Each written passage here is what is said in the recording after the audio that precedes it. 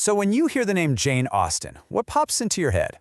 I'm guessing it's witty heroines, maybe some brooding gentlemen, elegant ballrooms, sharp, classy social commentary. But what if I told you that before all of that, there was just utter madness, melodrama, and a very, very confused cucumber? Just listen to this line.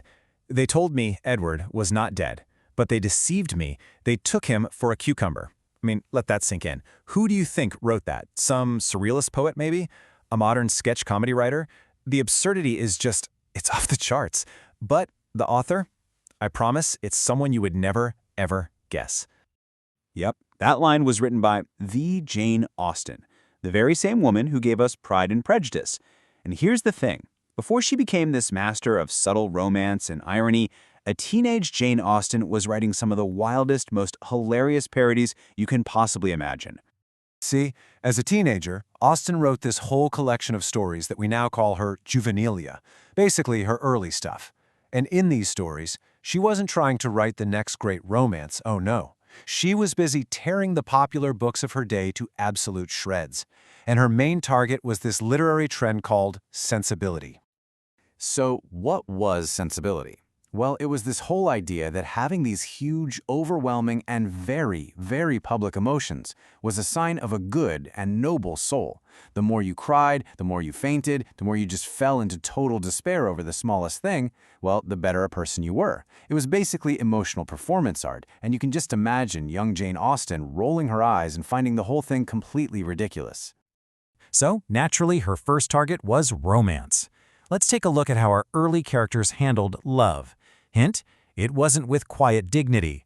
It was with the most impractical, over-the-top, hysterical behavior imaginable. Okay, so here, Austen is taking that romantic idea of living on love and making it completely literal. Edward's told that his beloved Laura might need, food and water to survive, and his response is basically, food? Why on earth would she need food when she has my love? It's such a perfect jab at the idea that passion alone can actually sustain you. And love in these stories, it wasn't some slow burn. It was an instant, all-consuming bonfire. This character has known Henrietta for a whopping 1 month, but he talks like he's been through a lifetime of epic devotion. In Austen's parody world, there's no getting to know you. You just see someone across a room, and bam, your soul is theirs forever. Done deal. And this is the brilliant downside to all that emotion. These characters' feelings are so exquisite, so incredibly fragile, that you can't even make small talk with them. You can't start any other topic. You have to walk on eggshells because you're terrified that some random comment about the weather might trigger a full-on emotional meltdown. It's like navigating a minefield of feelings. So if you thought the way her characters fell in love was absurd, oh, just you wait.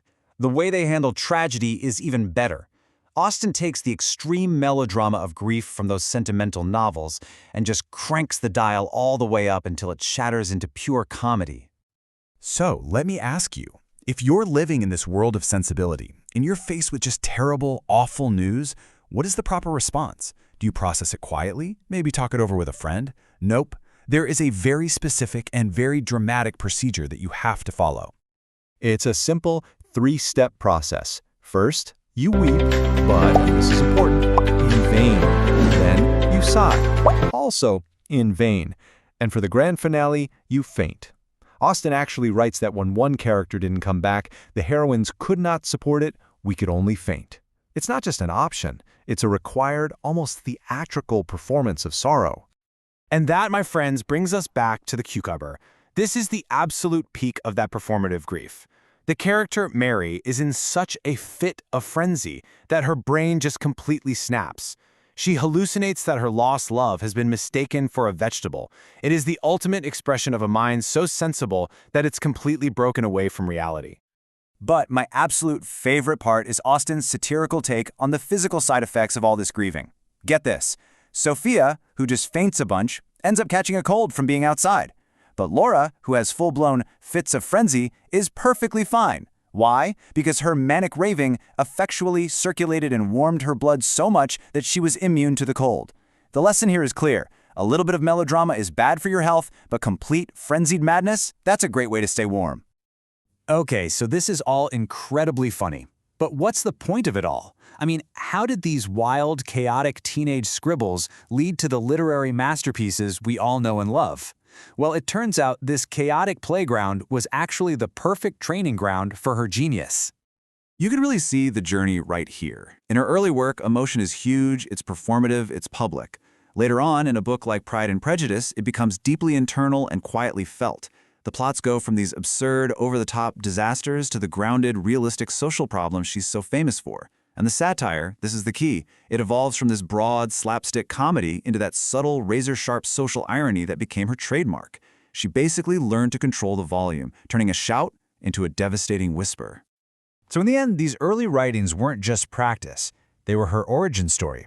This is where Jane Austen first started to explore her great theme, that ridiculous, often hilarious gap between who we are on the inside and the social roles we're all forced to play on the outside. She saw the absurdity in performing emotions for an audience, and that sharp observation became the foundation for everything that came later. It really makes you think, doesn't it?